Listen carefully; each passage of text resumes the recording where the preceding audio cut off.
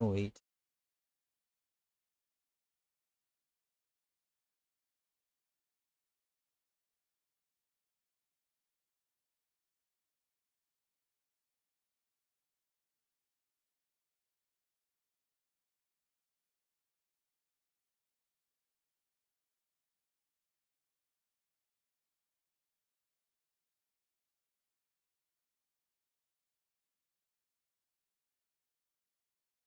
Needs to be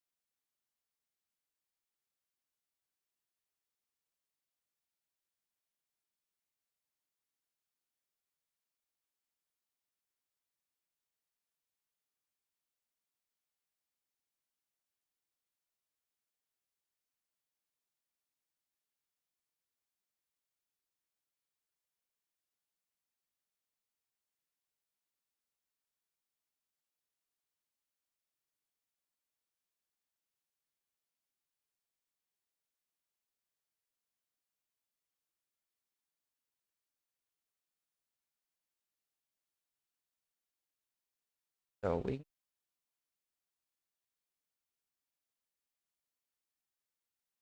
leave Owen.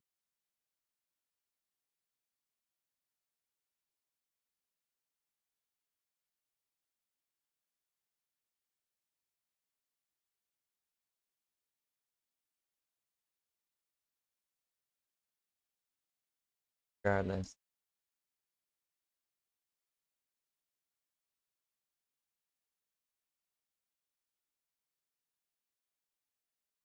Nation PSG.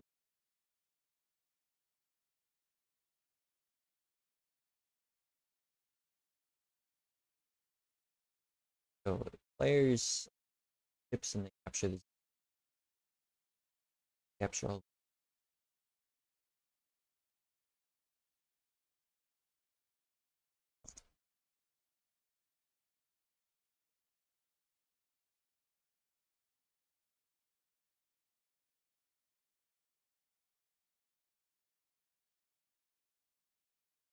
not hurt. So if you capture all the zones early, then if you fail to capture the zone, winner is determined typically by who has the most. Currently, Owen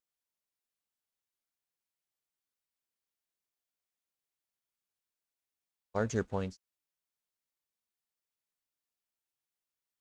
take longer.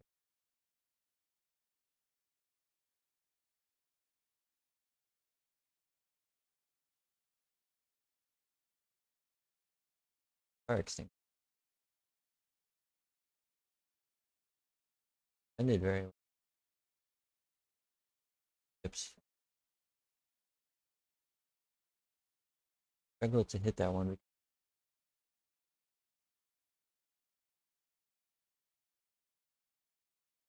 Be dodging. Third ship to head now. Aggressively.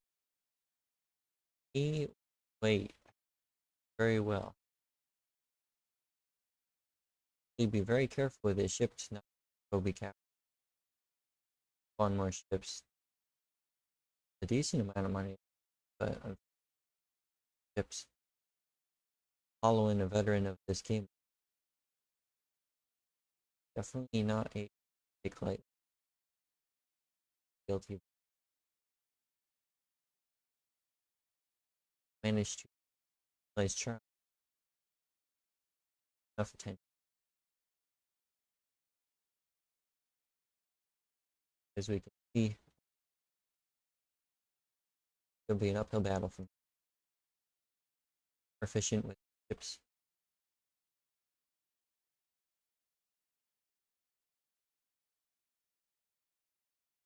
It can't for any of its thrusters. Actually dead in the water. Expensive loss, but that ship was. It seems to have did for higher control, but harder to harder to manage ships, which, as we've seen in previous tournaments, doesn't really work out well, because rarely do players have enough to up. Because like these ships from Holland, you just tell them to go attack, right? Struggle to. They do auto ramming tactic.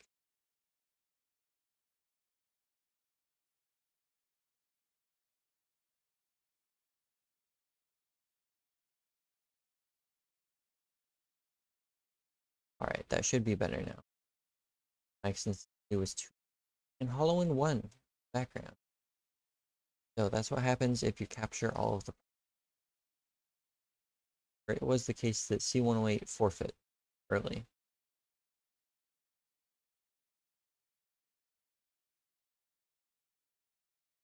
Now this is a double elimination. This is the best 2 tournament. So to get knocked out,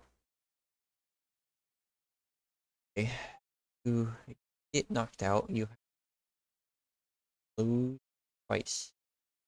It's a best of 3, of course. Because that of 3 matches, whoever player gets the best of it moves on. Bracket later. Wait on the left. Following Crimson, still having the.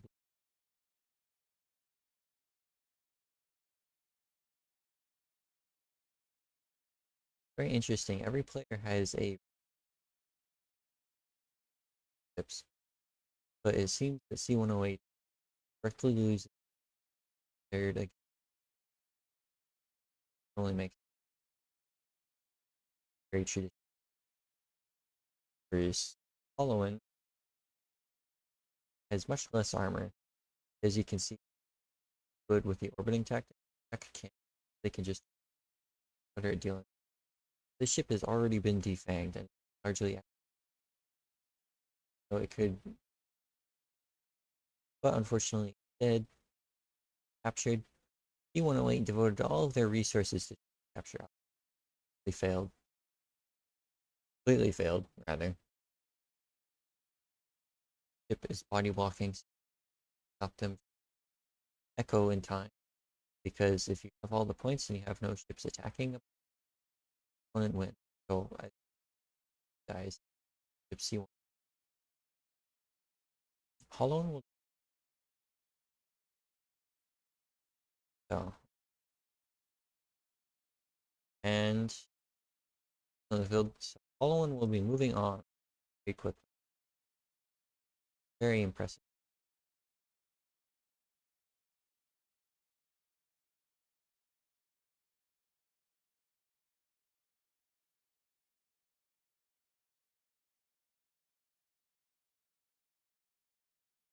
Next up, we have Lee and Klaus.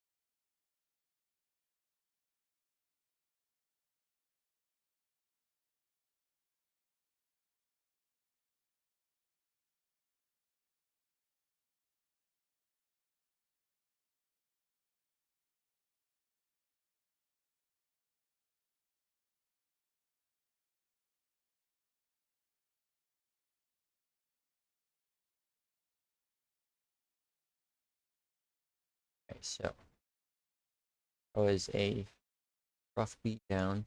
Is a actually wide variety in skill level players here. So it can be a little bit rough for newcomers because they're less experienced.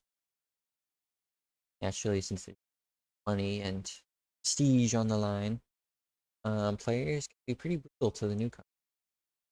Only makes sense. Victory, absolutely. Having mercy. A point. goal is to dominate, vanquish, establish very clearly that you have won this. Disagree with. So let's see how much players swear by that style of play, which I mean they should. Is the point of this tournament. Tournaments are for being color combination, yellow and green players in bioluminescent. Looked at that. Heading for Klaus seems to be tips to go straight early in Delta. Worth noting that there is fog of war. Players can't see it. There is fog of war. This means that they will have trouble navigating Astro. Haven't tried certain. So that is a little bit rough. Two ships likely struggle to deal with the Klaus.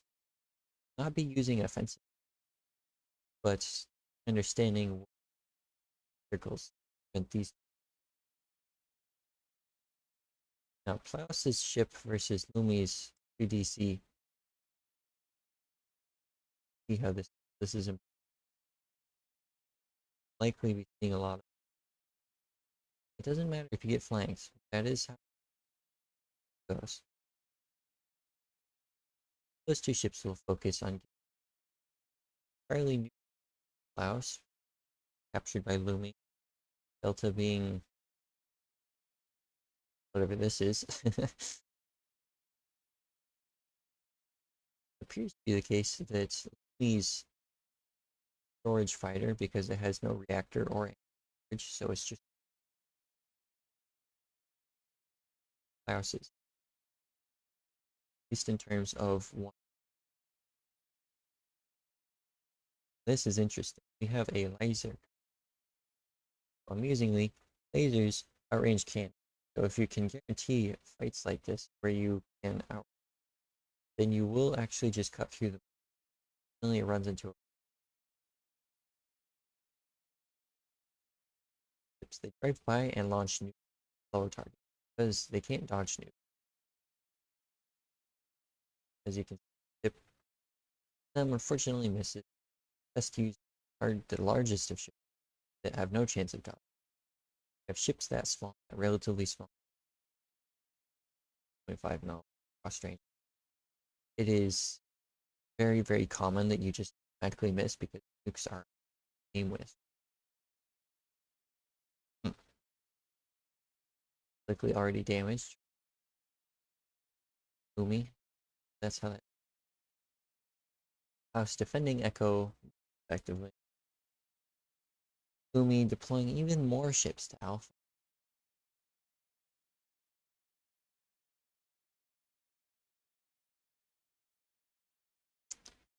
Microphone issues.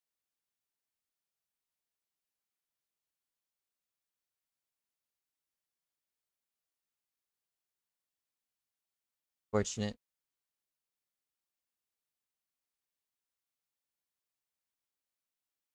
Because I will take a moment to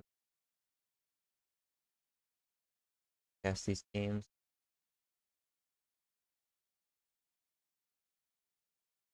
Microphone.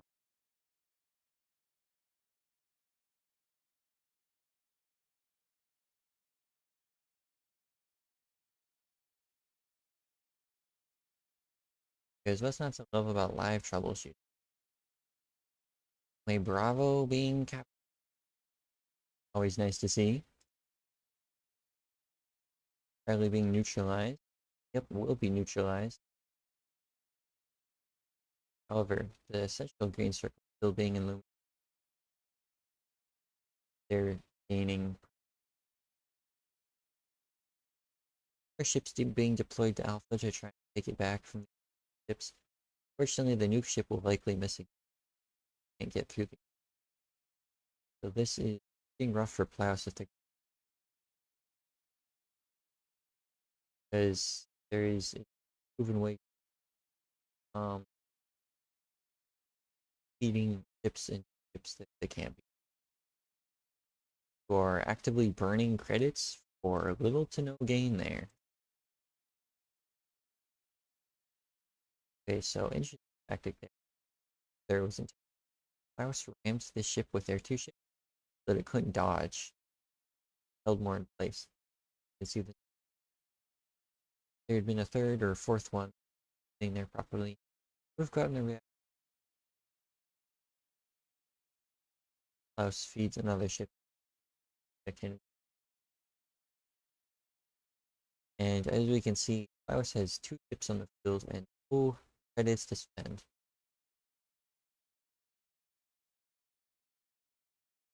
Echo being neutralized. Klaus ship even gets stuck on the rock.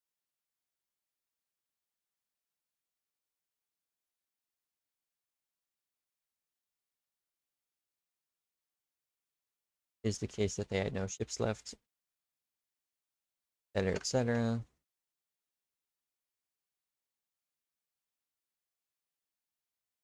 Alright, so take a moment. Figure out the mic.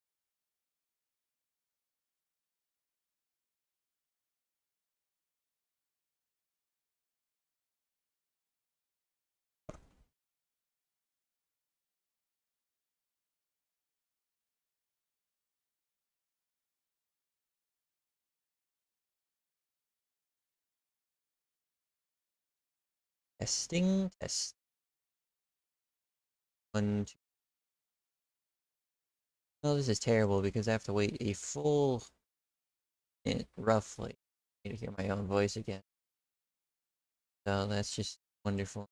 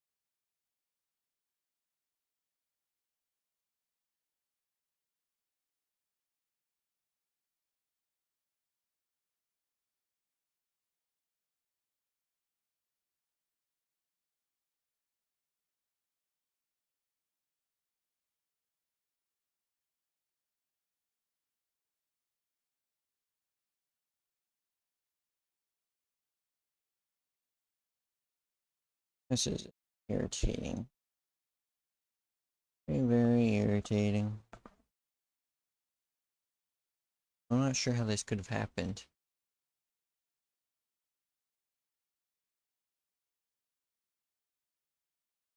Alright.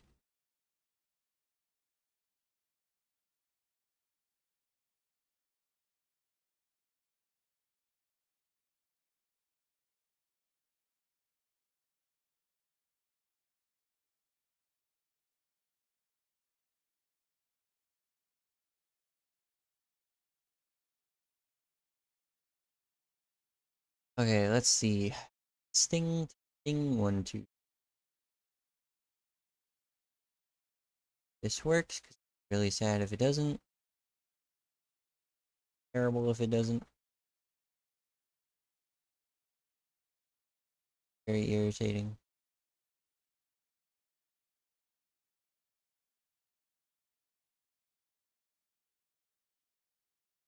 Bracket.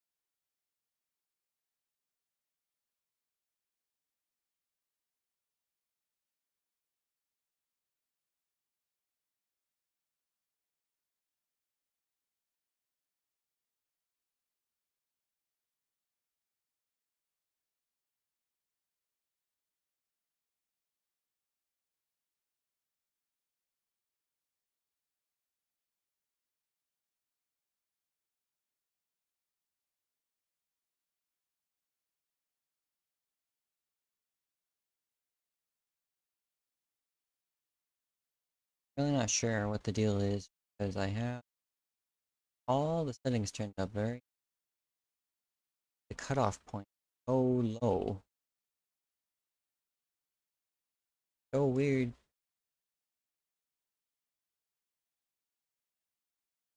Better? Much better. It doesn't sound much better.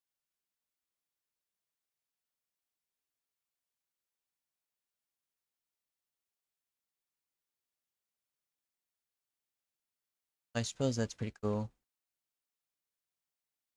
Still, no.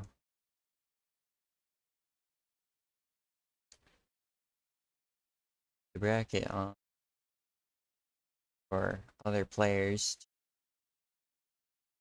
Viewers of doesn't appear going up on the stream.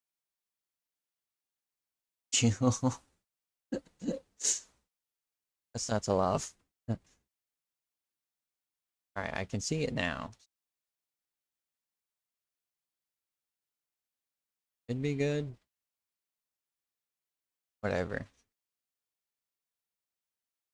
I will assume that I can be heard, and I'll proceed. And it's still my problem if nobody can hear me. Sound on.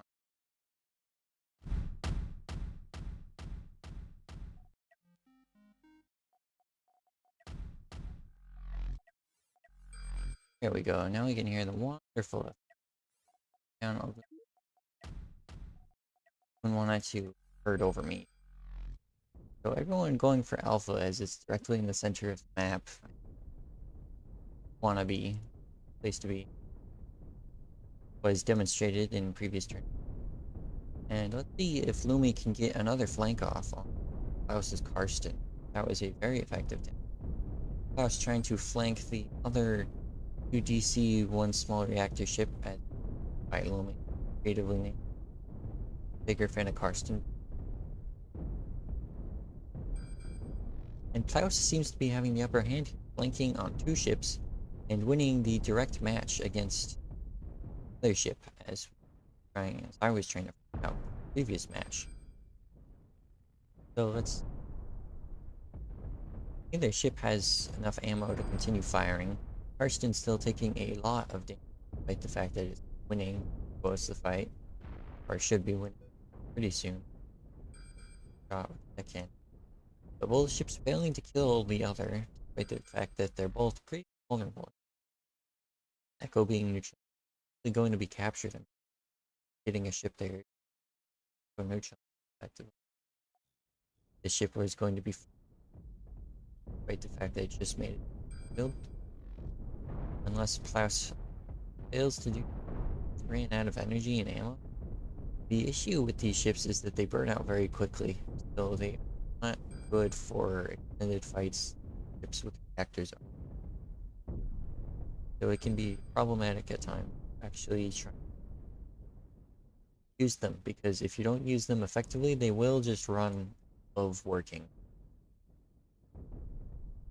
And run out of working, a very bad thing to happen.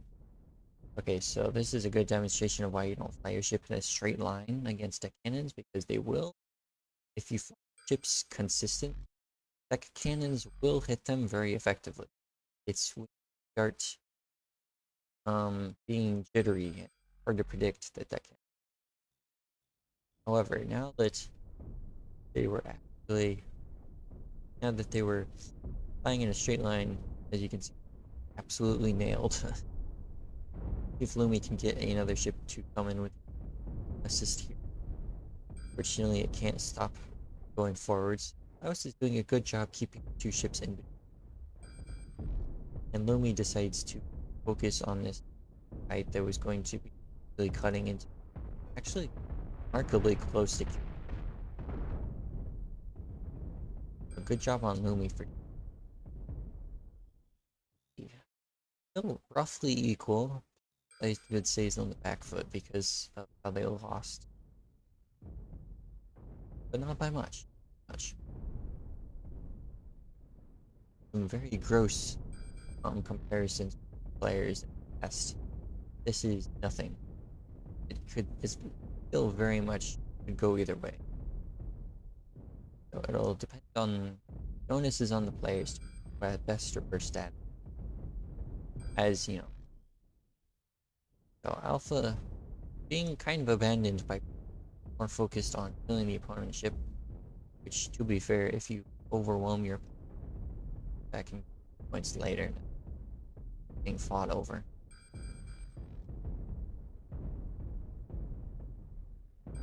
Not sure. Just familiar with domination. So it could be a common practice to actually go for kills over capturing. We've seen many a player abandon capturing point in favor of actually killing a ship. They'd rather just kill the ship, which I mean, destroying things, very fun. However, it is worth noting that you win by capturing points, not killing ships. Of course, killing ships helps you capture points, helps you win the game, but you win the game by capturing. That is the technical rules. Many players forget while they're lost in the moment. Very high speed, high function ship right here, where it is good at getting where it needs to go, and because it has a shield, it can intercept a lot of ships like this, where the shield holds up for an incredibly long time, and the shield makes it so that it can deal with the firepower. Of course, the issue is that it doesn't have any rest, so you need a lot of good control and a lot of thrusters to prevent yourself from being rammed like that. Otherwise, you do just lose to efficiency because the shield is no longer in play. It's worth noting that if you can get a ship to be point blank against shields, it will fire the cannon shells from behind the shields. Cannon projectiles actually spawn like tips of the barrel. So if the tip of the barrel is behind the shields, then it actually doesn't interact with the projection at all. So have against a shielded ship, try ramming it. Might just go your way. At least more so than it would have. Klaus unfortunately failing to get a good flank on. Lumi doing a good job preventing that.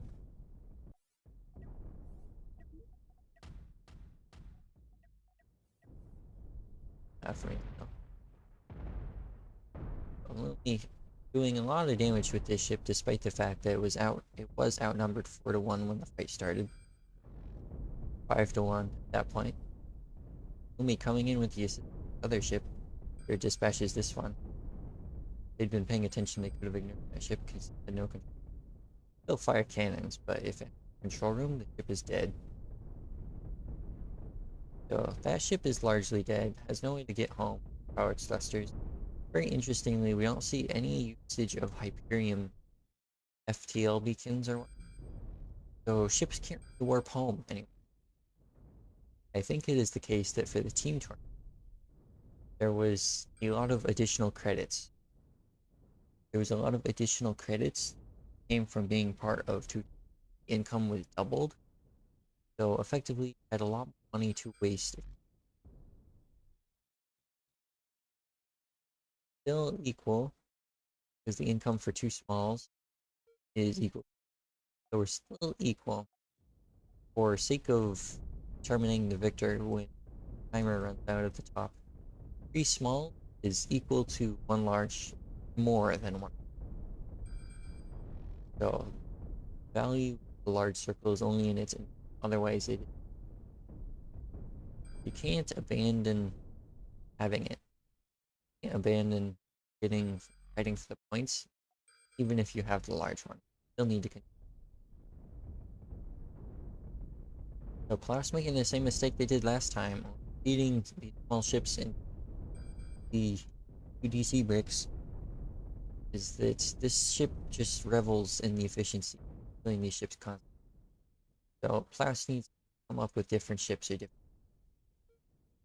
Something like this laser kite actually would do a pretty good job, assuming it's uninterrupted, because the lasers do range the deck cannon. It's just the issue that it takes a lot of time to get through that armor, because the damage go relatively low, and there's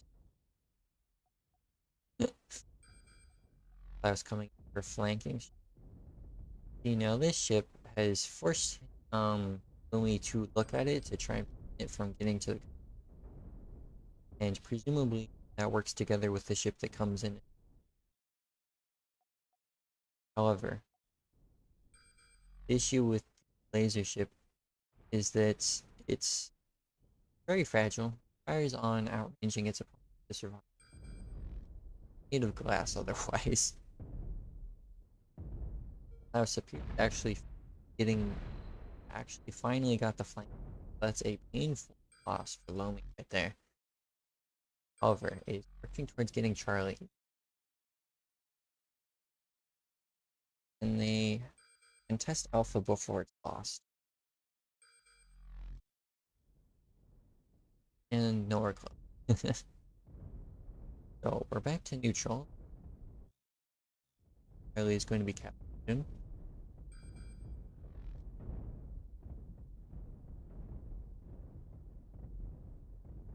One ship will not be capable of dealing very well. I hope Lumi can get support in very quickly. Fortunately, it didn't do a very good job ship at actually damaging this. Have its work out for it, if not for the immediate support showing up. So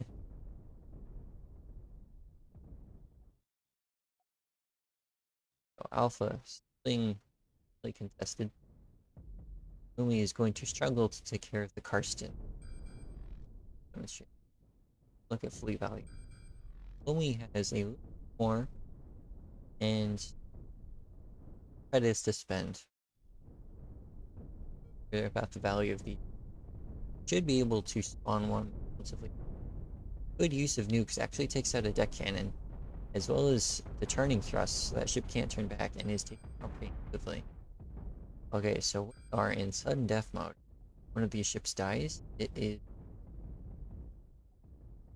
This zone is going to start being captured. Once it starts getting captured, the winner will be determined. Because currently we have 2 for 2. So once they get a third point, once either player gets a third point, or one of them loses one, victor will be determined. No turning thrust. So you would have had to turn the other way. So that is another massive loss of Klaus. Lumi is failing to demonstrate the effectiveness of ships. It has largely been the game for this long. Klaus has a better fighter designs, a better utilization of, but it's losing out when it comes to deck cannon staples.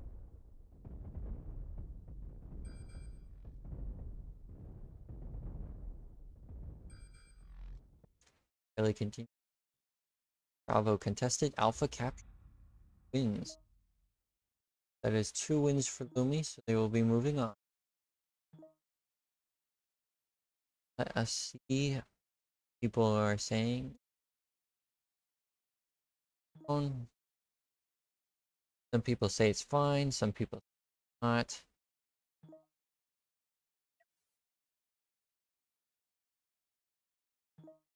Fortunate.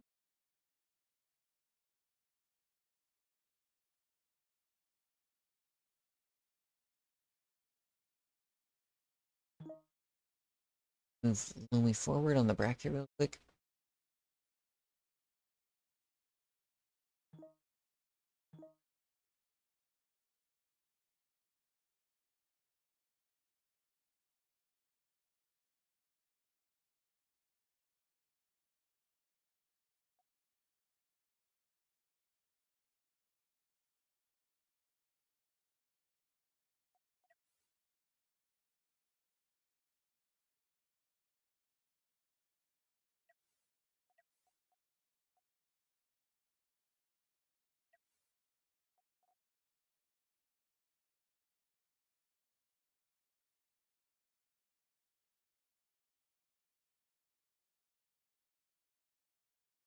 Alright, so next up we have Space Cat versus Zelda.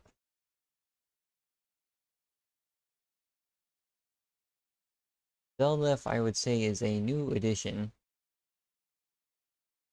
to the... I am unfamiliar with them. Not that that really means anything, but I am not familiar with them, for whatever that's worth. So the case is that this may be their first time joining, or maybe they are a different person. Similar, established person with a different name. So let's see what their deal is. See if their skills match the test to Space Cat. Space Cat is a very established player. I think most people should be capable of recognizing them. Based on their many tournament performances.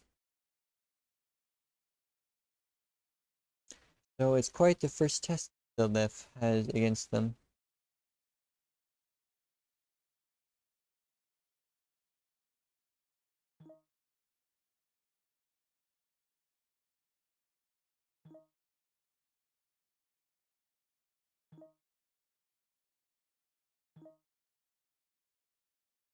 Zeldef not hearing a Zeldef for one reason or another. So, I mean, okay. That's fine, I suppose.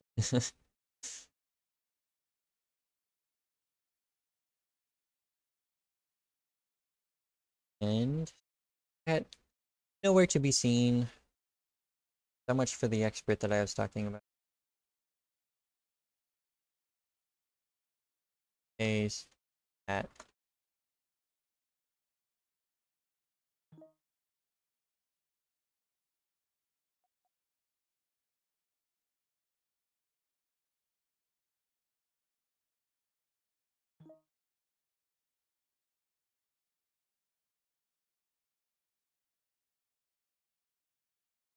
Back it out of the way so I don't embarrass myself again. Because that would be very unfortunate. Property.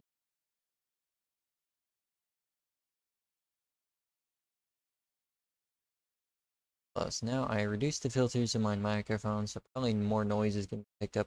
However, my voice should also be more picked up. So that is better, I would say.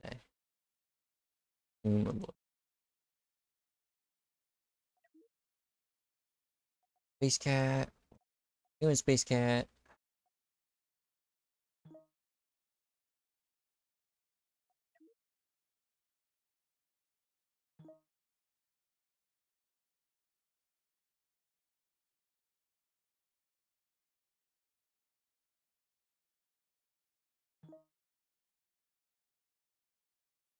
Ooh, I'm gonna be really disappointed if one of the established veterans fails to make it to their match. Presumably, if you join the event, you're, invested in the outcome of the event. I don't mean to whine and moan too much, but come on, you signed up for the event. Talking in Discord now.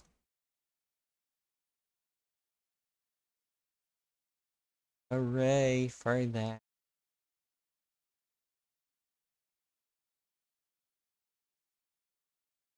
Alright, they're here. No need to worry. Worth noting that you will just get disqualified if you fail to show up for the, event. So, don't do that.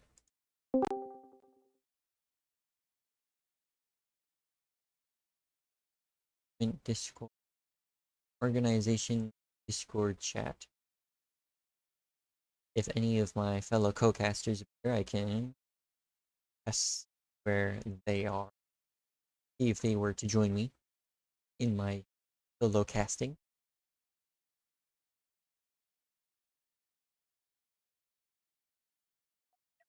And let's go. Space Cat on the right, Zeldef on the left. Your typical pianist. With underscores instead of space. Charming. Let's tilt the screen a little bit, upset. Space Cat actually on the left, I was wrong. And waits for a moment to actually spawn a ship and spawn a beautiful ship as per Space Cat's standard. Very, very pretty. Space Cat known for having a little bit of an emphasis on form over function. But hey, if they win, then I'll be proven wrong. And if they can contest Alpha properly, then it won't matter. Okay, so Zeldef has a pretty good ship there, where it is based on kiting, except it didn't have any kiting thrust. Got shredded by the deck cannon. So the thing about using blasters is that they take longer to deal damage and are harder to support, so they're harder to deal the damage because they cost more. So you need to kite with them. You can't just throw them at things and expect them to win, even if they have shields, because the raw efficiency of cannons will definitely overcome shields, especially if you get rammed. Shields are dropped through from behind. So a little bit of a designing mistake, because that's what it is from Zeldef. Base Cat going to be one of the few uses. Fortunately dies early and was largely out of ammo already, it would seem. Was flanked once by cannons. Was a pretty good ship while it lasted. Got one or two kills. But unfortunately, missiles typically do not keep up with cannons at price range. No, because they're so deadly and scary. You will see the majority of ships here some form of cannon, which is a little bit saddening, but it's domination. It has charm. Base Cat struggling to deal with the flanking ship with relatively low amount of crest. Base Cat also known for not having crew rolls, so that could be why they left their deck cannon position. And the issue with having larger ships like this is that they are forced to fight a lot of ships on one. They can struggle to get kills against ships like this. The ship will continue to be a hindrance, and they can be easily flanked. So now Space Cat had a huge investment. All of their investment went into capturing Alpha, and Zeldef seems to really be showing what Space Cat what's up. So they will neutralize Delta, but they'll lose Alpha in the process. Bad trade. Space Cat doesn't appear to have very much fun in another ship. This is a laser wall with little to no rear armor, so that's painful to watch. It does do a lot of damage on head-on confrontations, on top of having all the armor and shields, so it is durable enough to actually compete. It is just the case that it can't if it's getting flanked. And it needs to probably be going home to go repair, because it cannot function with this little thrust. Delta held firmly by Space Cat, however, but the cost inequality will continue to get worse and worse the longer that this persists, because they're making 6 times as much, 5 times that, from points anyway. You have a basic income that comes from these zones, and mechanically, by the way, if you enter these zones, your ship will melt if you're not the right team. Another demonstration of not having enough reverse thrust. EMP is being used here. That's also probably another reason you don't see blasters and shields used, is because EMPs will just shut them down in a most painful fashion. As you can see, the reactor is being stressed. It couldn't support all of these things if it wanted to, because essentially EMPs are doing a bunch of damage at all of the shields, which is very hurtful for the ship. However, there are many benefits to lasers. They fire faster, they're more accurate, they are better at dealing with shields than cannons. Cannons deal penetration damage. They have penetration, and they deal their damage across to multiple parts, or they deal it multiple times on the same part as they could, my understanding. So if they hit a shield which blocks the penetration, then they only get 1 instance of damage and less effective against shields. And lasers don't have that issue. They are just one and done, because they apply the damage, and that's as far as the projectile gets, no piercing.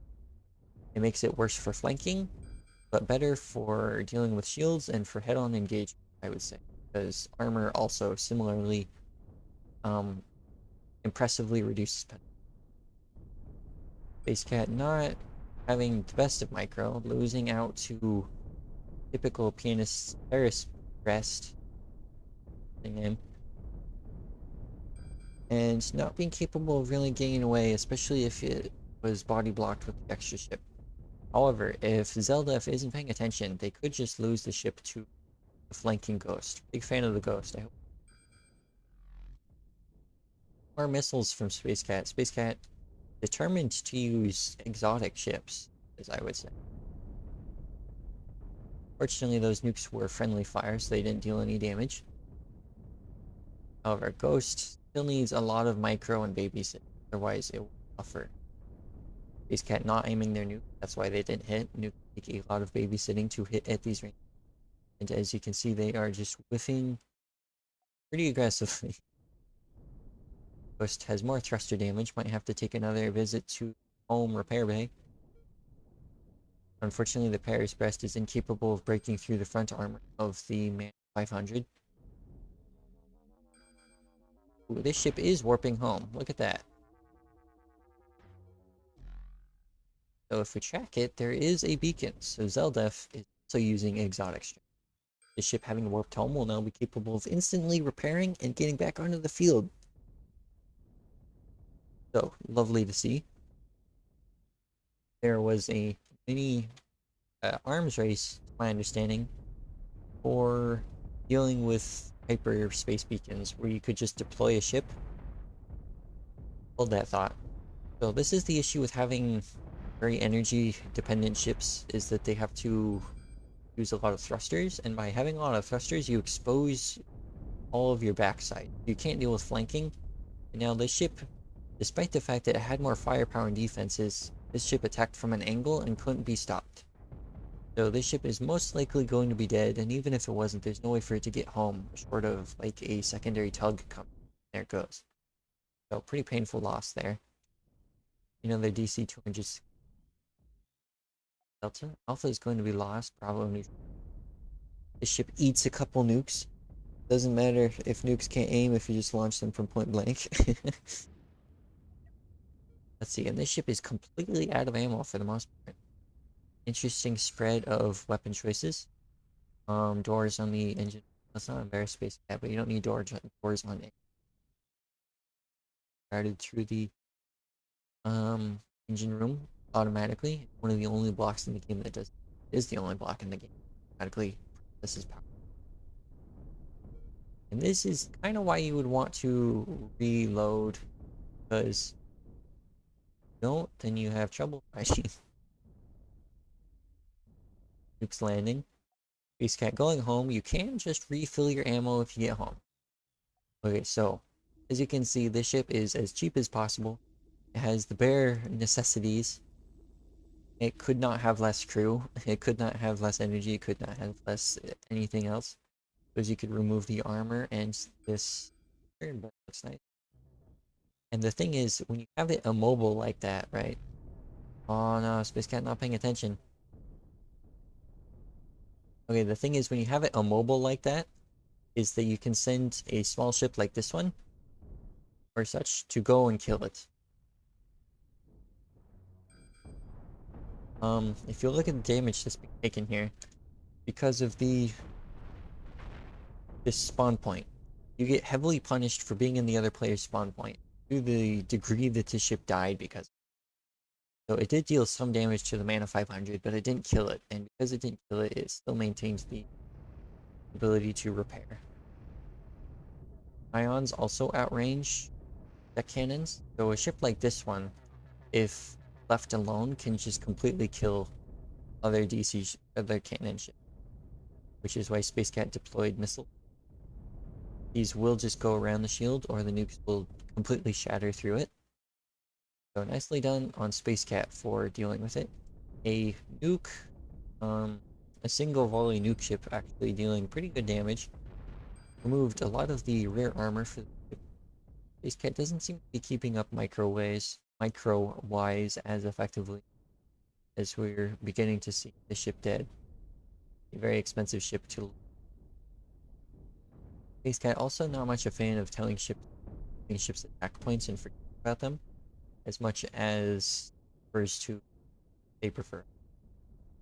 I'll just say he prefers to send them to points like this one and just have them sit there and presumably attacking. Unfortunately, there's no auto ship commands. You can't tell a ship to defend the point, tell them to go to the point, and they can get flanked. Timer runs out, wasn't paying attention, and Space Cat has 2 less points. Can't contest it.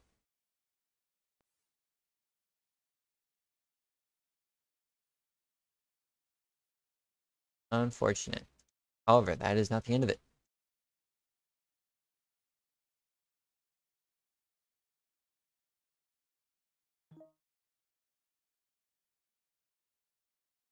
So, Space Cat needs to have 2 victories straight to win. The lift needs 1. Now let's see how it goes. I'm going to drink liquids. Sitting by yourself is problematic. There's a reason that they naturally fill each other's silences. Unfortunately, no one was helping me.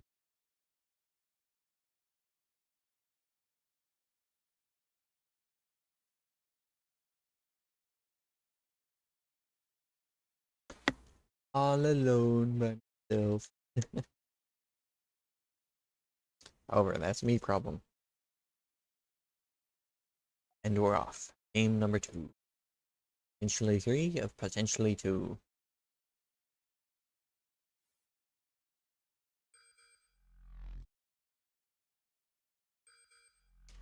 Very nice. Straight shot to Alpha. I've noticed that in games with asteroids in the way, there's fog of war. With asteroids in the way, people are less capable and less willing to fight over Alpha because they have to advance to get there. Like, have to go here. But if it's just a straight shot, then you know you can reliably just send ships there and dogpile. Is an interesting ship from Space Cat, not something we as part of their retinue. As much variety as Zeldef has demonstrated, but the Swift does look nice. And it appears to be a hunter killer. I'm not sure whatever the term would be, but it finds smaller ships out with the 2 shields, the disruptor. So this is less efficient, but more effective. It's another micro heavy type ship. And Space Cat seems to be abandoning Alpha in favor of, I'm not sure what they favor of. Protecting Delta, I suppose. What are they doing?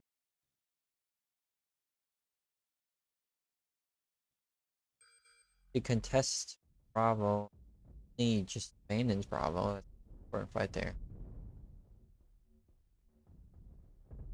Likely get this ship, but the thing is, the game is determined by points, right? Not killing ships. Very nice. Very nice ship. 4 deck cannons. They were saving up. In diagonal. Very, very cool. However, does it have enough armor to break through this ship?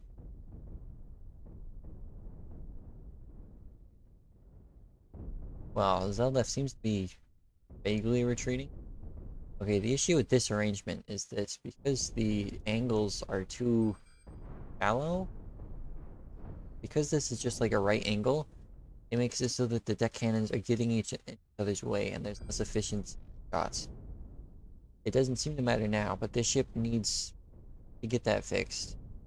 If Space Cat ever watches this or editing their ship better. So if we look at the fleet value on the field, we can see that this is a huge investment and losing it will be absolutely brutal. And there is fires raging. Once that engine goes down, there are going to be problems. Despite the thrusters all having doors, there is no way to deliver power to them. Space Cat loses the Swift, plays a DC-200 Sky, count for it. Hopefully it won't be lost flanking. This ship is no longer hitting the minimum price, so it can no Zelda returns home with the Paris Brest.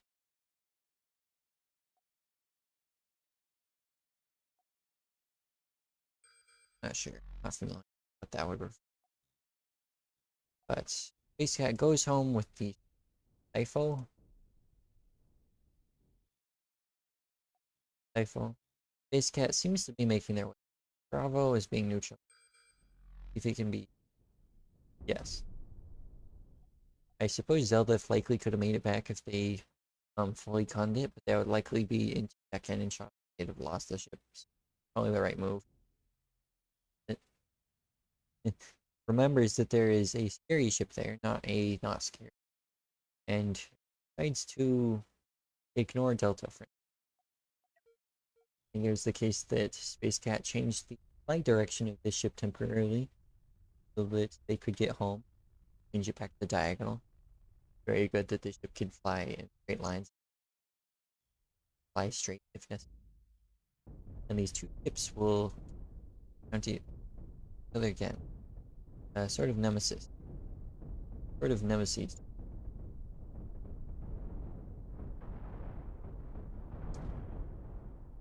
Ouch. That's not what you want to have happen. All this armor is not used. Unfortunate. Very unfortunate. Space Cat, likely irked. I know I am by that. Decides that it's time to go on the offensive. The baguette is rail kite. Interesting. I don't think that that railgun will ever make it through the armor. That's how much one shot did. 1.5 armor plates. Yeah. Is that gonna take to get? Like, sure you can't catch up to it, but like, question usefulness of chips like this. If it takes so long to kill an opponent. Okay, from an angle. From an angle, that's more interesting. Well, it's just like, it's one shot. It blinked off an armor plate, but then what? So rails have much lower cost efficiency to damage ratio, and they trade. Oof, what do I want to do? That they trade that damage for precision and range. But the thing is, why you can just add more thrusters to your ship, and suddenly they'll be catching up. You could spawn a second ship that then gets behind this. Rails are pretty expensive. They're very expensive. So when things like this happen, it kind of hurts because the rail ship is working. It's just that it's going to run out of working very, very quickly. And a 500, love to see it. Zelda doing a very good job. The ship has been pretty effective in its killing. It definitely took out the Sipho. And warping home? Could be warping home. Zelda might not be paying attention. Sinking ship nearly takes out the reactor from Space Cat. This seems to be a common theme these days. And it is ramming it enough that it cannot get away effectively enough. It is also tilted off based off the thrust, and it doesn't really have a way to move forward effectively. Or even move backward effectively. That is part of the huge issue with losing thrusters, is that you suffer if you lose them in unequal amounts. So it will likely get home. Back. Nice. What I was hoping for. Oof. Cannon ship was tracking very effectively, and they got all the points 3 minutes early. Very nicely done. Zeldef will be moving on. Space Cat knocked out. Probably.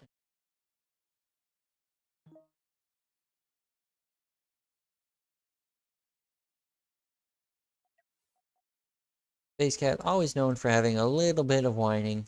Always known for a little bit of whining after a match.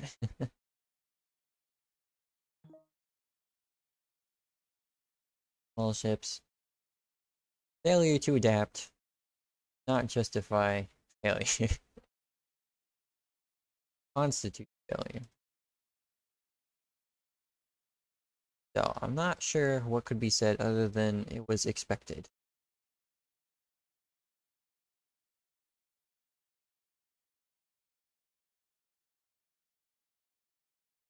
You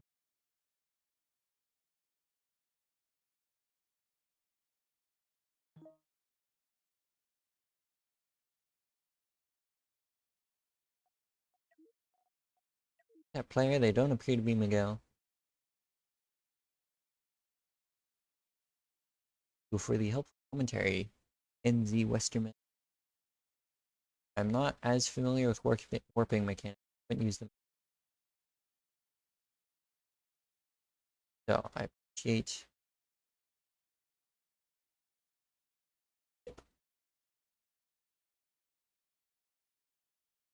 the bracket. Zeldef has moved on as you. I was correct. It wasn't Miguel or Nuzman.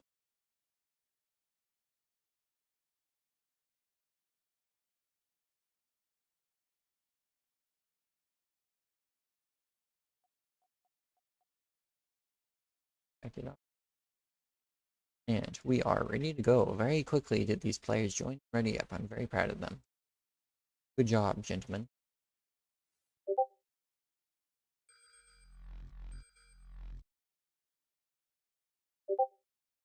Let's look. Down.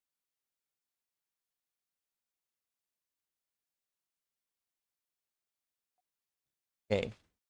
Miguel spawning with a very slow ship. Very interesting. Let's look at the internals because that paint is interesting.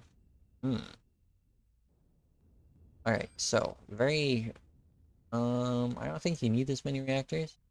Not to be critical, but you probably could work with smalls instead of, but that is beside the point. Lovely purple on these ships. Small reactor funding all of it, feeding all of it. Low armor, similar to this ship.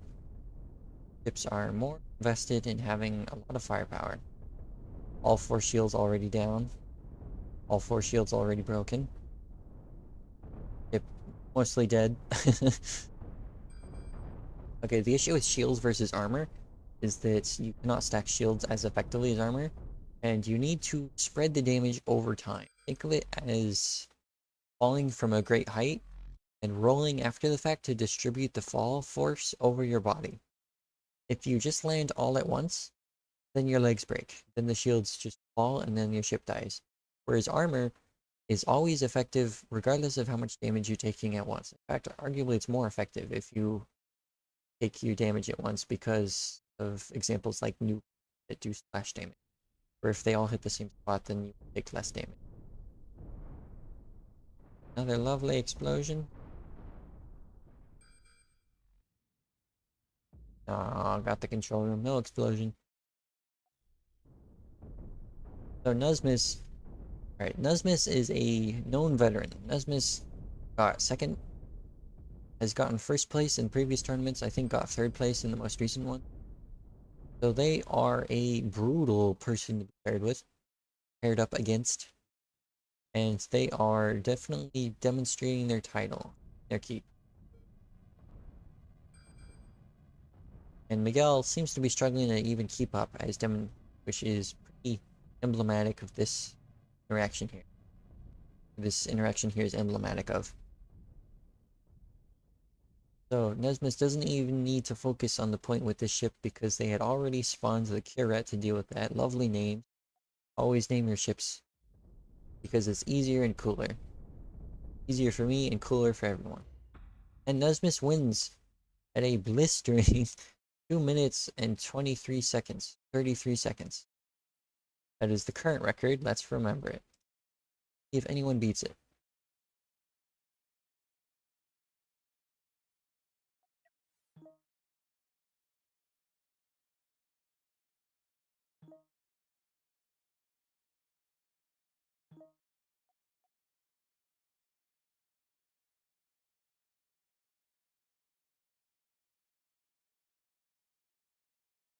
No, it's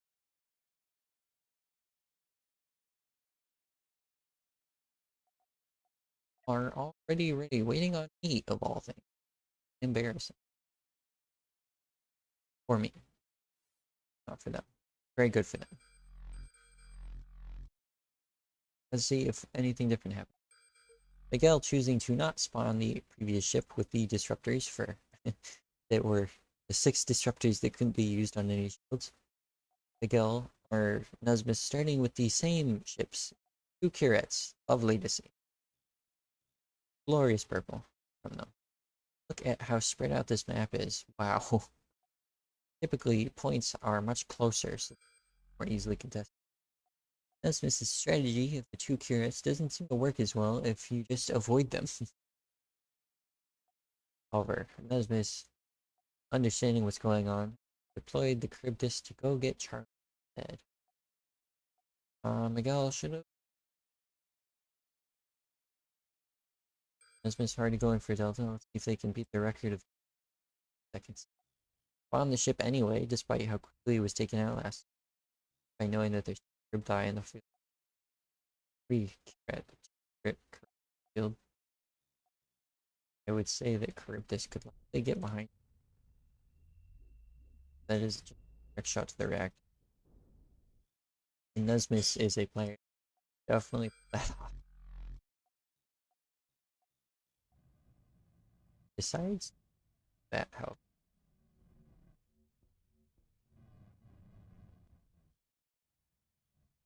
No. Oh, this is gonna be sad to watch. No, the points just get capped. Wait. A minute 31 seconds. That is the record to beat.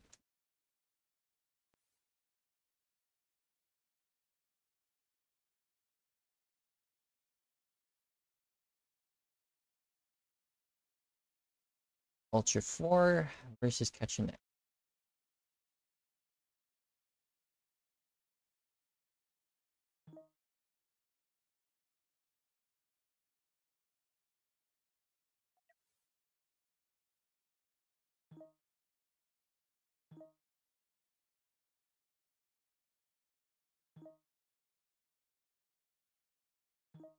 Nice to see new players are joining competitive tournaments. It is of course important that we foster and appreciate our new players, because without them the community dies. They are the coolest of players because they are the newest. Will be getting better over time. It is simply just the case that they are unlikely to necessarily win their. It is a sad truth of it, but one unavoidable.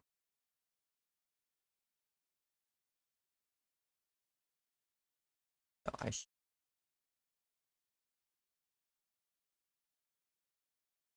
be bracket. Put it on the screen. Do not forget that it's on the screen. So we can see here Tony, Hollowin, Hanselcat, Lumi, Pushum, Zeldif, and Nesmus are the top 7 finalists. Sure that there's a better name.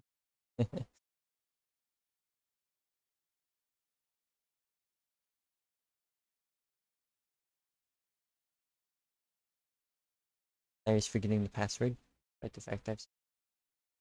I always put it in the same place, guys. Man, remember where it is. You only made your way to the stream because you knew it was there.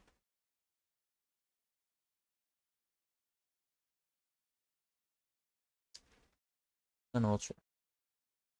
Ketcha won the. Ketcha is a very, very good player. One that I would likely trade of. Though I suppose that's more of the part of the course, not the exception. I'm not good at dumb. Don't pretend. However, Ultra 4 is also a name I goes.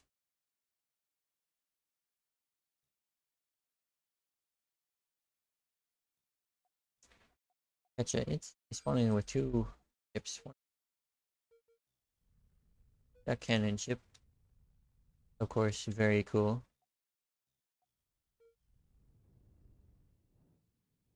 Like this. Love the paint. Oof, Ultra 4 instantly losing a ship. The cannon ship. Very classy. Lovely thing. However, well, manages to escape after new.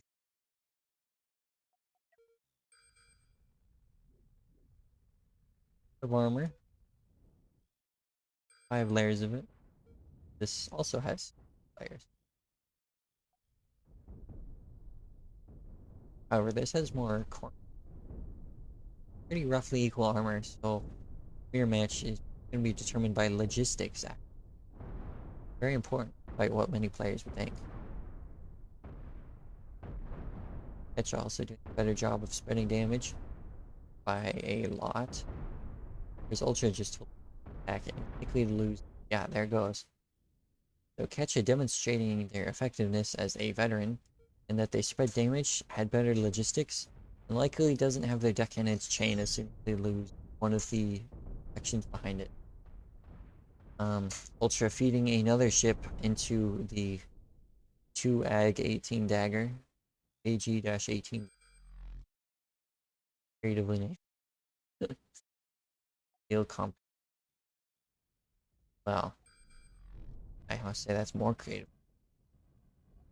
Ketcha turning on boost, deciding that it is time to go. He's not to choose to not be there right now. Bizarre ships and their vice.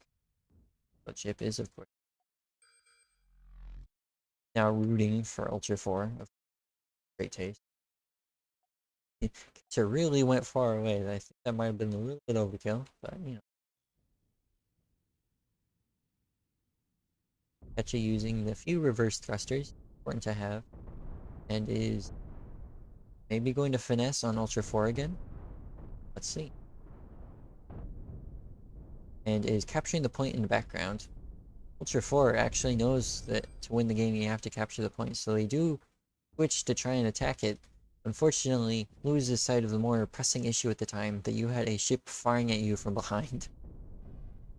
Ketcha will destroy this ship with their fantastically designed dagger. I expect that Ketcha will likely be a semi-finalist, if not a finalist.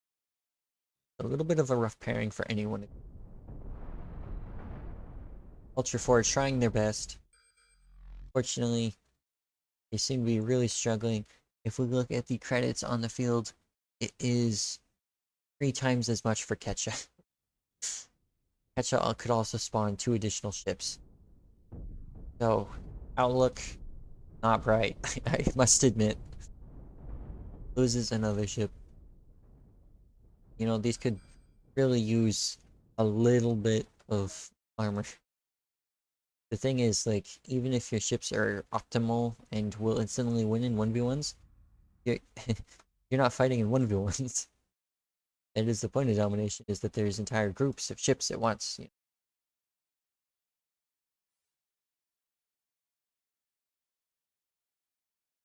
know? So, it is a little bit...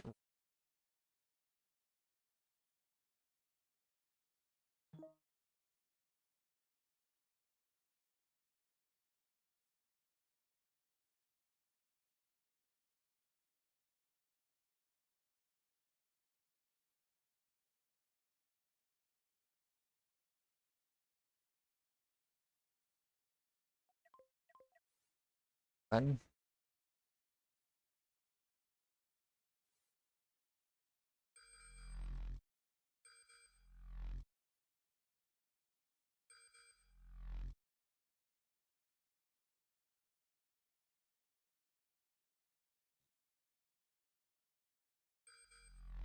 I hope more people join tournaments. Joining tournaments is so much fun. Even if you lose, you were still there, part of the event, and part of the fun.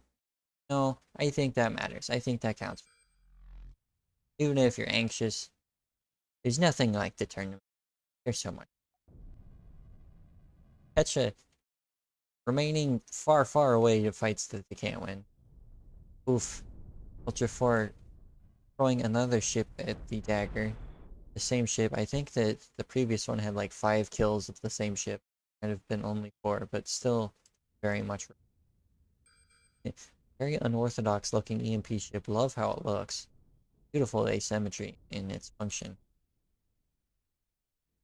However, the thing is, like, the ships that it would be designed to fight, Ultra 4 just kills himself by throwing them at daggers. So I'm not sure where this ship is supposed to be used, because they can't really deal with these heavily armored ships, right? Oof. Ammo chains with the reactor, chains with the ammo. Ultra 4 actually neutralized Charlie with their very fast ship. Fortunately, Ketcha, not Ketcho, contests it by capturing Echo. No progress was really gained there. Only a status quo maintained. Seizure from Ultra 4. Fight the ship. Fight the ship. See how missiles work out. I don't think that the ship can be caught if Ketch is paying attention, because you can dodge missiles if they're cool enough. However, it takes a lot of micro just for one ship, especially when you could just send the ship to kill it. Dagger wins against the radial compound interest is demonstrated. Third Dagger makes it on the field. That's kind of rough. Delta being captured, Charlie being captured. Ultra 4 will likely not get to a point fast enough to contest it, as the Dagger is bearing down on it. Ultra 4 fails to get to a point in time. Fortunate. However, Ketcha, excellent job. Well played, both players.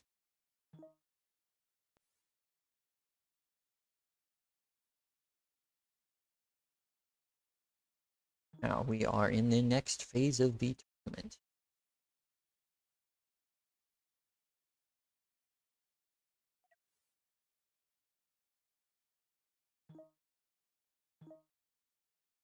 Despite what players may think, a loss is still a participation, still fun.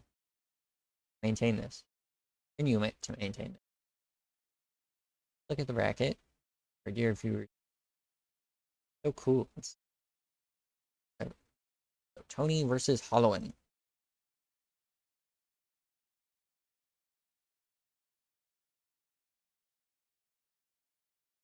So Tony was a winner of the previous event. So Tony, because there was 13 players, there needed to be a few buys for the 16-player bracket. That's why a bunch of the seeds you can see are empty. Tony, Hanselcat, and Wisham. I assume that's the name. I need to look.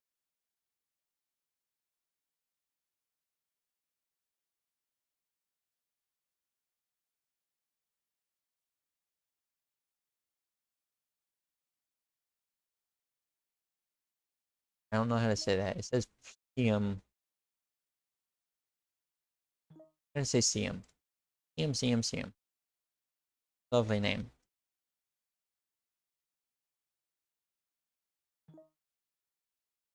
So, CM and Tony are both winners, as well as Hanselcat, of the previous tournament. Hanselcat got second place. Tony and CM being first placers who are on the same team. It was a team event. So they all get passes. Hanselcat's partner and was not returning. As a Chinese player, they had different responsibilities and mentioned that they had to mind work more importantly. So they said they will likely not be returning, but we loved them while they were here. The memory will stay with us in glorious fashion, and was a great player. Tony apparently dealing with a storm. Now, let's see. Following, I think, pretty good player, but Tony won a tournament. So if I was a betting man, I'd probably have to say that he likely has it. No offense to Hollowin. I do love the paint on your ships though. It's so blue and green and aquatic, and funning with the 2 deck cannon ships. 1 2 deck cannon ship. And Hollowin, instead of splitting up the cost into 2 cannon fighters, has the Altera V3s, or more 2 deck cannon ships. So the thing is, if you don't get flanked, then these ships always win. But if you get flanked, they instantly lose. So it is a matter of piloting and ship management, as well as ship design and how effectively you spread the armor on your flanks to prevent taking damage like this, as well as if you can use your other ships to support effectively or not. Unfortunately, Hollowin seems to prioritize trying to kill that and loses a ship in the process for their trouble. And this single Gepard might get another ship if you're not careful.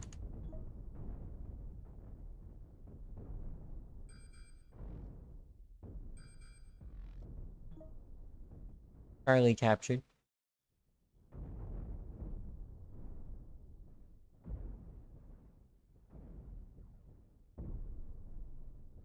Pronouncing words from other languages is hard. I'm only white trash. I love this concept. Yep, very cool. Following cleared out all of the ships from Tony. New one coming in. However, if this concept gets behind this cord while it's fighting the Altera, then it will likely be a solve. This ship failing to move fast enough to deal with the concept being a high control ship that is good at getting where it needs to be and dealing a lot of damage. As you can see, it is already behind the ship and the hyper maneuverable thrusters, allowing it to likely maintain its position. It can't fully track as quickly as the cord can rotate, so that is a little bit of an issue.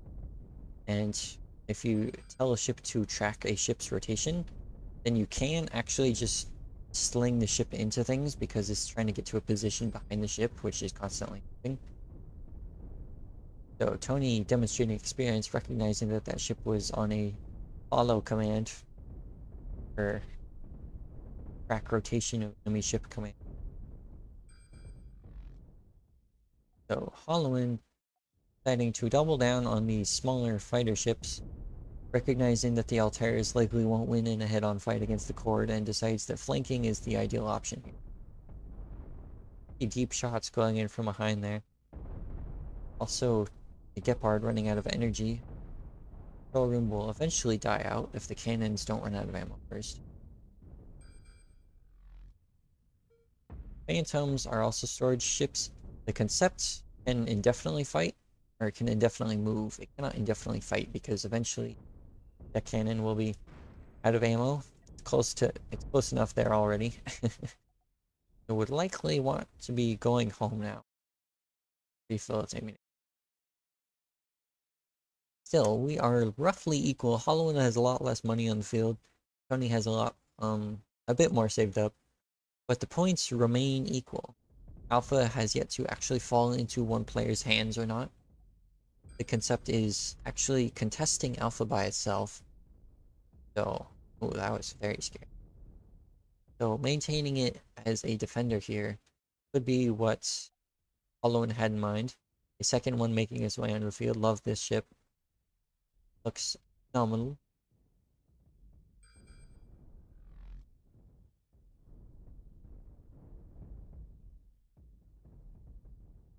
Going to be trying to help its sister. Wow, did have a sister. That's a corpse. They won't be helping it. Decides to focus on picking off some dead ships here. And not either player really straying past Alpha. Tony going for Charlie. Hollowin going to go prevent it.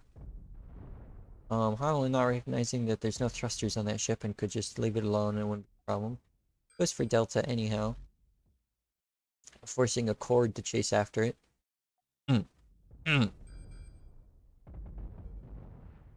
Hollowin sending a ship directly to its death. There's no way it can win that.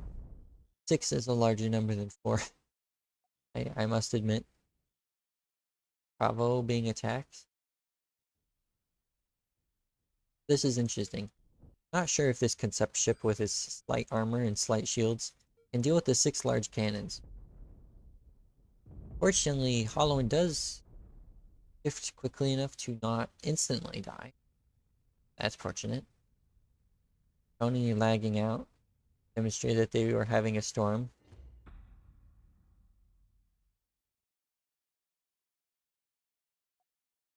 And Tony disconnected. Hollowin forfeited.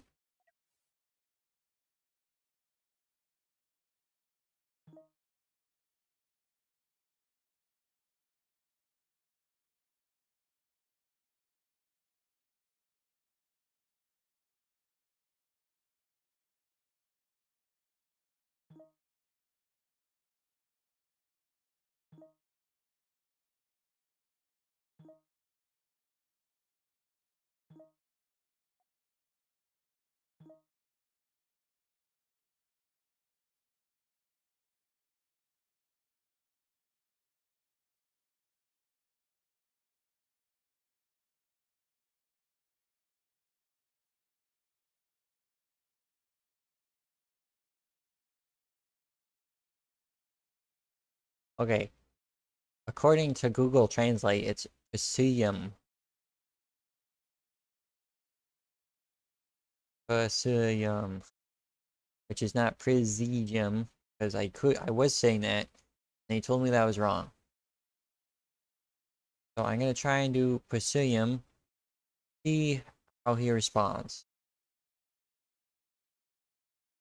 Wherever Tony is, anyway. Tony.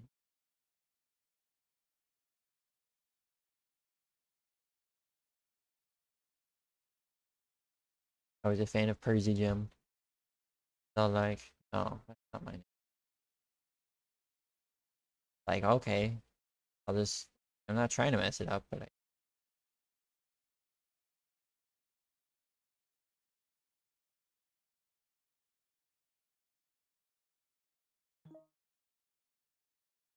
Halloween being a excellent sport, not utilizing the victory that was handed off to them, even though that was a draw. Disconnects work that way. I'll ask Halloween how long they want to wait.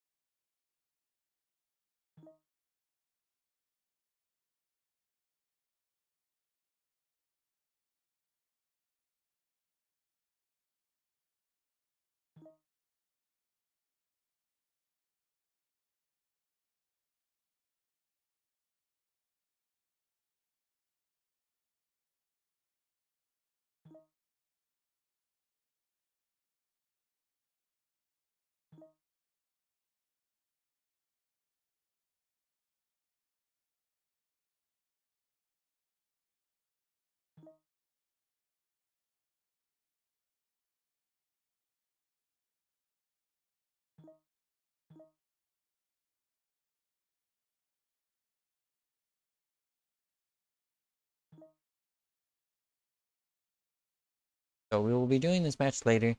Pencil Cat versus Lumi.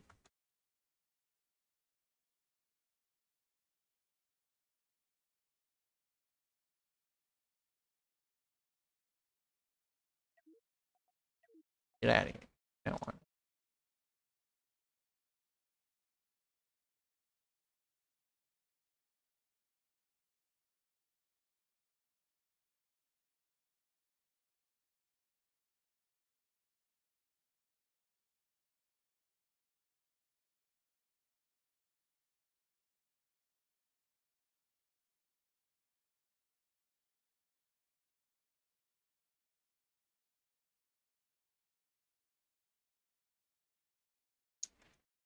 Lumi and Hansel Cat failing to show up. So sad. Uh, isn't Hansel is not yet.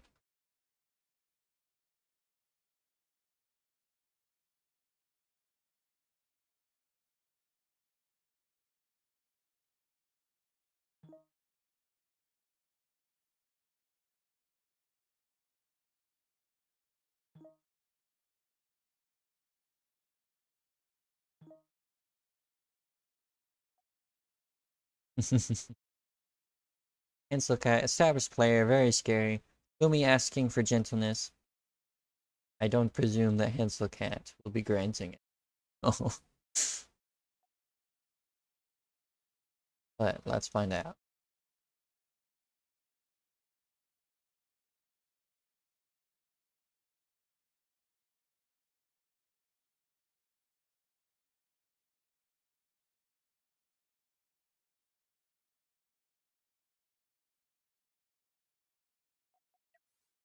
According to Presium, Tony's house was hit by lightning. And Halloween also did not schedule time properly. And is also dropping out. So I guess we won't be getting that match. Okie dokie then. Lumi spawning with the two delightful ships. We love them. We know them. Hansel Cat with the unpainted, creatively named ship with EMPs that did nothing. Quickly spawning a nuke stick to try and take out the heavy ships that presumably can't dodge. Going straight for Lumi ship. Lumi should know what it is they saw, and they should be dodging. They don't emerge dead. Very scathed, though. Echo neutralized, not sure when that happened.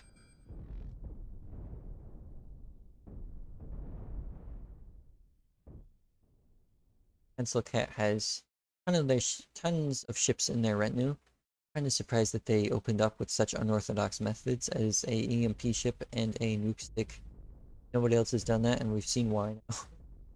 However, if this EMP hits, then that is mostly a dead ship, because EMPs are kind of brutal when dealing with control rooms like that. I suppose it needs more than just over here. Pencil Cat flanking the ship very easily, hyper maneuverable. So very good at doing that, especially if the other person is paying attention. Nuke sticks. Okay, so the ship is spinning. That means it doesn't have any momentum in any directions. If Hansel Cat aims well, or aims at all, or whatever, then it will do, yeah, that's a dead ship. So that's what you want ideally from nuke sticks like that, is to come in, kill a ship, and go home to replenish, to restock its resources. However, it's not on its way home, it's on its way to the grave.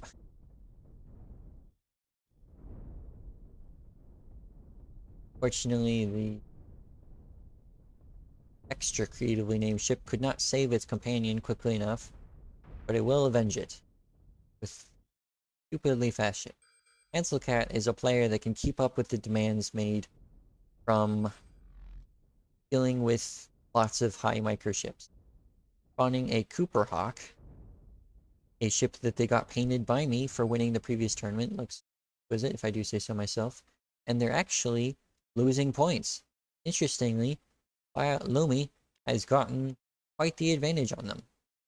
In fact, they have no points to their name right now. Quite interesting. Not what I was expecting. Lumi definitely demonstrating that they are worth paying attention to. They have earned a placement here. Ship no longer meeting the minimum price. So, Bravo captured. The dominating presence of the Cooper Hawk. I'm sure the paint is just that intimidating. Going to capture Echo next. I think we've seen these ships disappear because they're so fragile.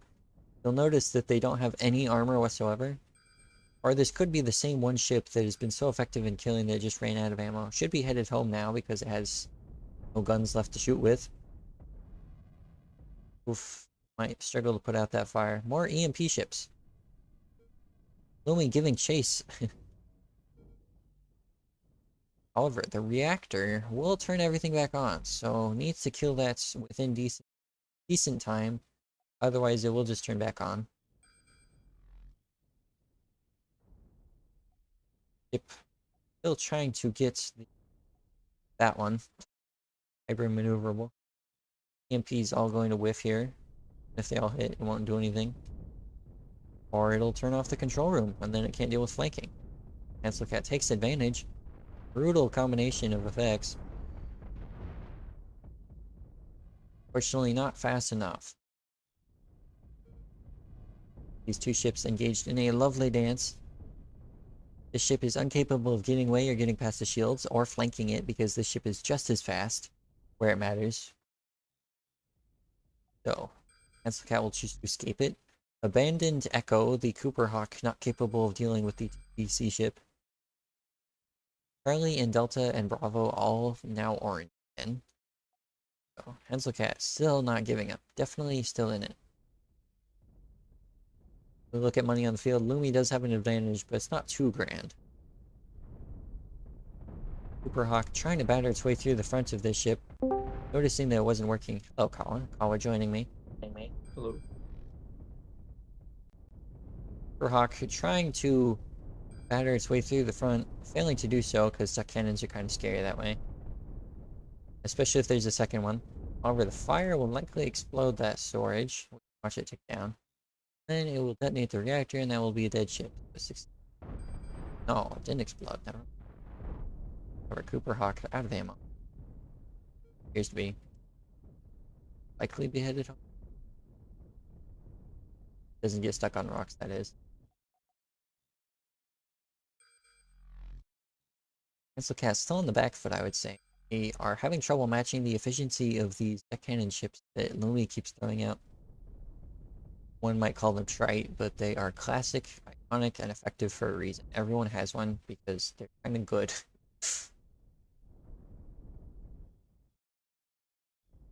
Hawk makes its way home to get repaired. Not fully restored to energy yet, but that's alright. Probably being contested. Fought over. Lumi's ship appears to be rotating faster. Or going in circles faster than the hack state. That's called.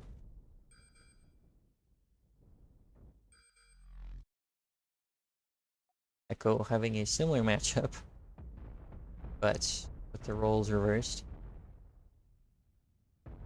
That cannon still managing to tear through them despite the fact that they're in orbit. I expect that the 6 large cannon to and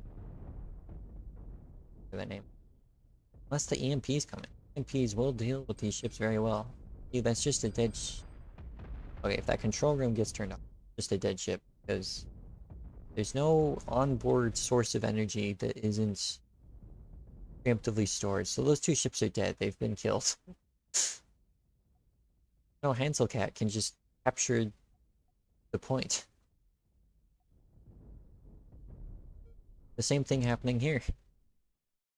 No energy in the storages, and nothing to return it to the from the thrusters to the control room or anything. So the effectiveness of EMPs demonstrating themselves against storage ships. Unfortunately, it won't deal with the deck cannon ships. But I mean, if you can just outmaneuver them by going around them, which is what happened for Delta, Charlie, Echo, and what may happen for Bravo, and just outnumber your opponent. And the control room, so Bravo also lost. Lumi abandoning Alpha to chase after Cooper Hawk. They won't be able to catch it. Look at getting ready to, it looks as though to line up a bunch of attacks at once. Unless these ships are all dead. Never mind. Dead ships. Don't pay attention. Pencil Cat 4-1 advantage. Ignoring Charlie, going for the further Delta. Because there's less ships immediately. Where'd he get?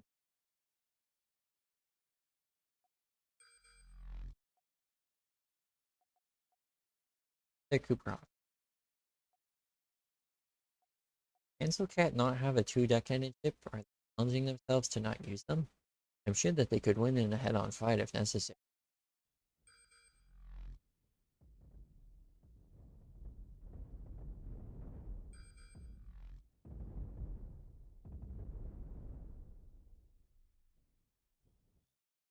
Also being taken back after it was captured. Another fast ship being deployed. Another Cooper Hawk is like going to killing it. Echo recaptured. Worth noting that even if these ships are dead because of lack of power, they can fire. They won't aim properly. You can't give them aiming orders, but they will still fire. However, I'm curious how Lumi's gonna be able to take it back with the whole 3-2 thing going on. Very close fleet values, even closer total incomes. So they have been neck and neck this entire match. I think that Echo will not be lost. And Lumi probably needs to get another 2-deck cannon ship to deal with the Cooper Hawks. Otherwise, they're just going to be picking off everything that tries to that gets sent to Delta and Charlie. Or they need to deploy one of them, Charlie or Delta. Unfortunately, Lumi runs out of time to do anything. Okay, so Kawa is gonna join now. Kawa, introduce yourself. Hi, I'm Kawa. You might know me as the Orbiter Wall guy, but don't worry, I've escaped that lifestyle and I am now not playing Cosmoteer. You're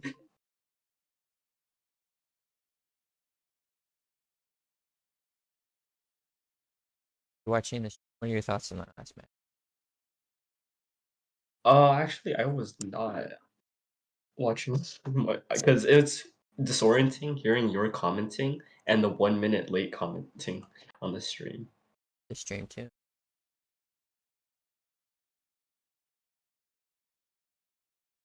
Yeah. All mute button there.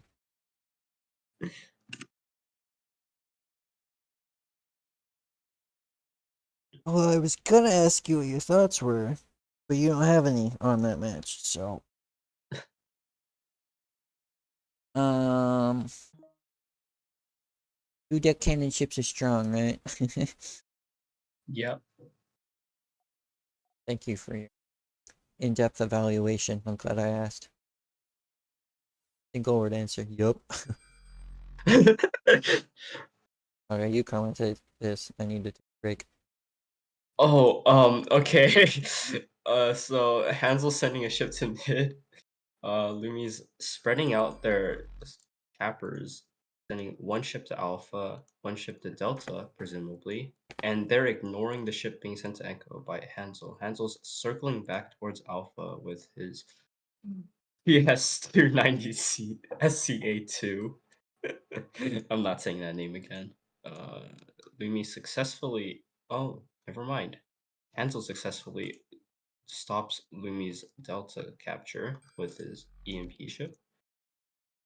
Um, Hansel sending the ship towards Echo. Lumi's ships on Charlie and Delta are both dead. And then we have Hansel Cat trying to capture Bravo. Lumi sending a 2DC ship on mid. Hansel harassing that 2DC ship with his very agile, whatever that is, TS2. It seems to be the case that Hansel is trying to repeat last match, where all of the energy storage ships are forced to not be used or die or whatever, because the EMP ships are so oppressive. Yeah. Lumi doesn't have another two deck cannon ship to contest them at all, and they had to make it leave Alpha. So Looks they, like Hansel's trying to play for like harassment right now. yeah, to my understanding, if you can play harassment, it's ideal because nobody can keep up with you. So if you just always outnumber and flank all of the opponent's ships at once, they will fall behind somewhere. Oh, Or, that nuke ship might die. It's very close to death. Yeah, Lumi kills it, all victories. but Hansel does kill that ship. It's all about trading. I think that losing the center point, Lumi deploying, flagging already, Kawa. Uh, why? It's It, not my computer. Yeah. it's definitely you. Hate to say it. it, it's not my computer, it's my internet, but you could hear me perfectly fine. Perfectly fine. Right there. Stream to Discord, you can watch my stream. Alright. One of the ways. Hope it doesn't impact my connection.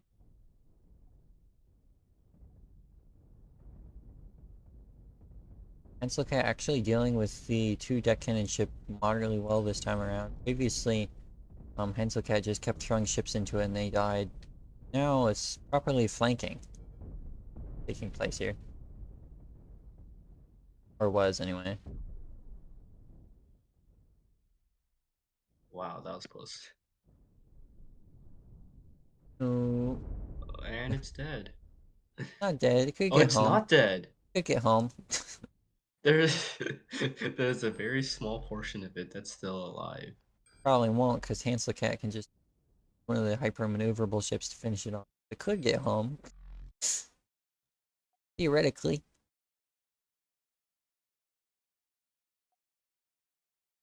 EMP ship just parked outside of Hansel Cat's side of Lumi's house. Probably going to EMP anything that comes out. Oh, I guess it's dead. Yeah, it looks like Hansel has successfully spread out his pressure all over the map, and Lumi can't keep up. Echo is still Although, maintained. yeah, but Lumi's trying to push back by trying to capture Charlie. I think that ship's dead though. Certainly not alive.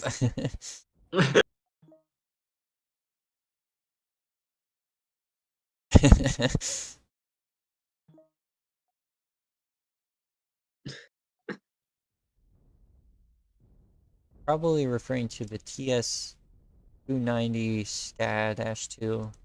What does that even stand for? The hyper maneuverable ship. I might paint it so I can give it a name, and Hansel Cat uses it that way. But Hansel Cat moves on, wins the match. These names are worse than CGT's ships. Oh, very nice. How about the black for cool gamer tag? Okay, but CGT, I can actually understand his naming scheme. This, I give up. Exactly. EGT is still at least understandable.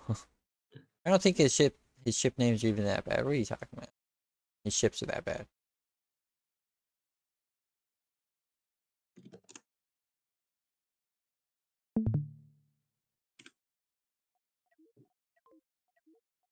Alright, Kala. How do you think you pronounce the Polish player's name that's joining next? I'm Uh, curious. no, I haven't actually looked at the bracket. Uh, so English would tell me that's Prizigem, but it's Polish, so it's probably like Prisiem or something like that. Hmm. I also thought it Also, was that's what I was told. I also thought it was Percy Jim. And I was like, no, that's wrong. I was like, okay. But I look it up on Google and it's like it's PM. I'm not good at making that noise with my mouth, by the way. I don't speak Polish.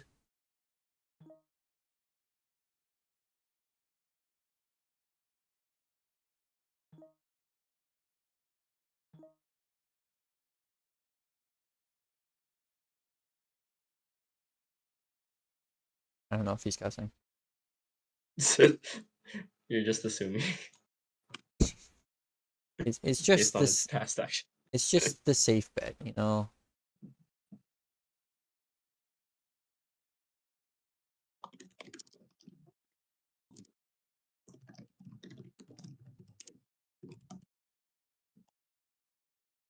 Yo, Pasium, Siam, Crazy Gem, Push him, Chiam. Pasium is the winner, one of the winners of the last tournament. Very scary player. Zelda for the first tournament. Already knocked out Nesmus, so they're already kind of the underdog here. Let's see if they can continue to underdog their way forward.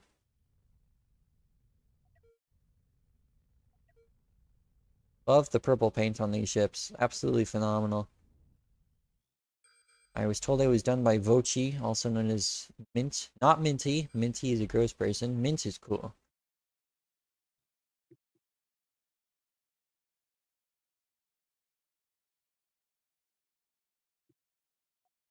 Looks like Prisiem sent two ships to Alpha when Zelda is completely ignoring it, Yeah, sending ships towards Charlie and Echo.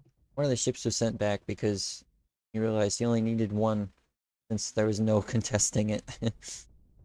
Yeah. Oh,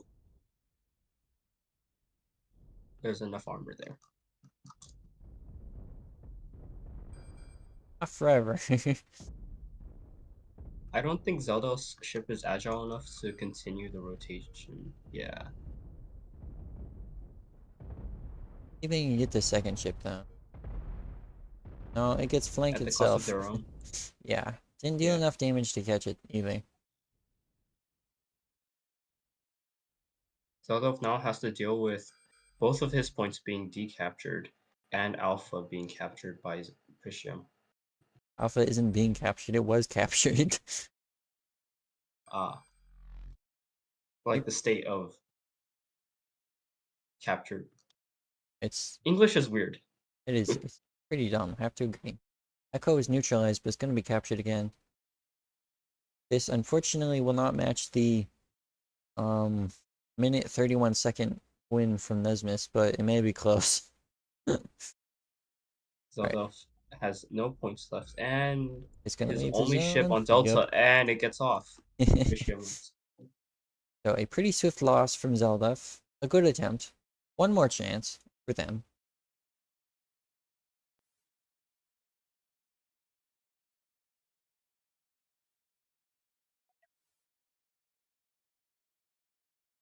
Let's see if Zelda changes strategies whatsoever. Maybe uses more EMP ships. That's definitely what I would be doing. Noticing how many ships Presium fielded that were storage based. Astral and Phoenix both being examples. Well done for naming the ships, by the way. Makes it a lot better. Comment directed at no one in particular. No, no one in particular. We need more creative names, if anything. Just a string of letters. Okay, so the Parry Express is Prisium. pretty good at fighting anything head on, but the issue is it's just gonna get flanked. And Pasium is good at noticing that you can't win head on, so he just decides to not fight head on.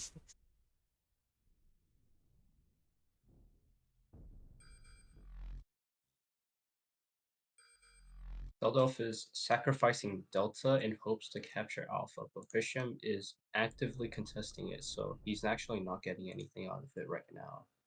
Yes, it's a little bit of a struggle right now. And the nuke ship coming from behind is likely to cause problems. Doesn't all launch at once, and most of them miss though, so well done avoiding that. Might capture Alpha. Don't leave it. Don't leave it. Oh no, you almost had it. Well, Prisium is contesting Alpha anyway, so the control meter will go down. Well, previously they were on the point and were capturing it pretty well if they'd like aimed at the... Oh, the nuke ship has reloads. Unexpected. Oof. Paris Brest is down. They capture Alpha for his troubles, but loses Charlie. Recaptures Echo. Forced to abandon Alpha. Although Zelda has now lost both Delta and Charlie. If we look at fleet value, Zelda has a 2.5 K disadvantage. 300k? Well, it was 2.5 K, but yeah, it's 300K now, even worse. Loses another ship for free. Echo is about to be lost. Not be capable of contesting with his EMP ship as Alpha gets captured. Needs to spawn something quick. Or...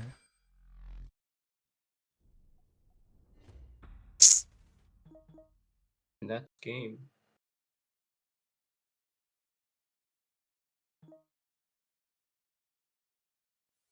Zeldef, excellent performance for your first tournament.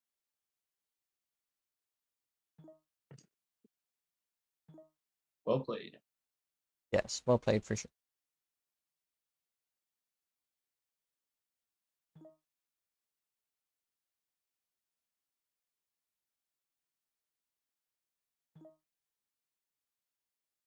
Alright, next up is Nesmus versus Ketcha.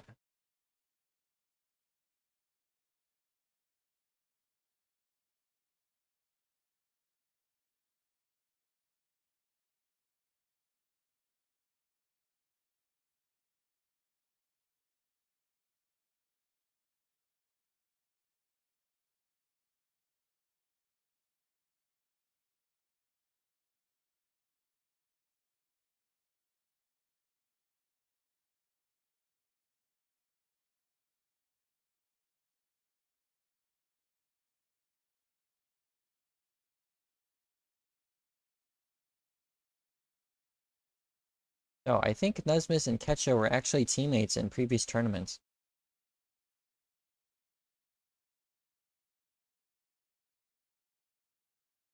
I haven't seen Nuzmus back in Classic, but Ketcha is a name I recognize Hmm. from my Classic days.